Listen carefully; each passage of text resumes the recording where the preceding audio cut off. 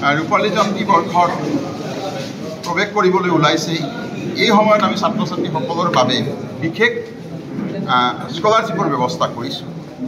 যিসকল ছাত্ৰ ছাত্ৰীয়ে 95ৰ ওপৰত নম্বৰ পাব ফাইনেল পৰীক্ষাত, মেট্ৰিক হওক, হায়াৰ ছেকেণ্ডাৰী হওক, ডিগ্ৰী হওক, এই ছাত্ৰ ছাত্ৰীসকলৰ বাবে আমি বিশেষ ধৰণৰ স্কলাৰশ্বিপৰ ব্যৱস্থা কৰিছোঁ। 95% পোৱা ছাত্ৰ ছাত্ৰীসকলে 60% আমাক দিব লগা ফিজৰ পৰা ৰেহাই পাব। 85% পোৱা ছাত্ৰ ছাত্ৰীসকলে আমাৰ ফিজৰ পৰা 50% ৰেহাই পাব। 75% পোৱা ছাত্ৰ ছাত্ৰীসকলে আমাৰ ফিজৰ পৰা 40% ৰেহাই পাব। আৰু 65% পোৱা ছাত্ৰ ছাত্ৰীসকলে আমাৰ ফিজৰ পৰা 30% ৰেহাই পাব।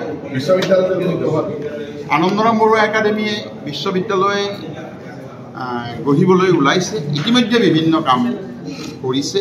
তাৰ ভিতৰত আমি আনন্দৰাম বৰুৱা একাডেমী কেইটামান কাম কৰিবলৈ ওলাইছোঁ। আমি ল' কলেজ স্থাপন কৰিবলৈ ওলাইছোঁ, তাৰ প্ৰস্তুতি হৈছে। আমি আমাৰ BEd কলেজ স্থাপন কৰিবলৈ ওলাইছোঁ, তাৰ কামো আগবাঢ়িছে। আমি নাৰ্ছিং কলেজ, ফাৰ্মাচী কলেজ প্ৰস্তুত কৰিম, তাৰ কাৰণে সকলোবোৰ প্ৰস্তুতি হৈছে। আমি আৰম্ভ কৰিম নাৰ্ছিং হোম, কাৰণ আপোনালোকে জানে নাৰ্ছিং কলেজ কৰিবলৈ হ'লে নাৰ্ছিং হোমৰ এতিয়া অতি প্ৰয়োজন। ঠিক তেনেধৰণে আমি বিভিন্ন দিশত আমাৰ অনুষ্ঠানটো আগবঢ়াই নিব খুজিছোঁ। আপোনালোকে জানে যোৱা 2 বছৰৰ পৰা আমি সংগীত, নাটক, নৃত্য আৰু ক্ৰীড়াৰ ক্ষেত্ৰত অধিক গুৰুত্ব দি আহিছোঁ।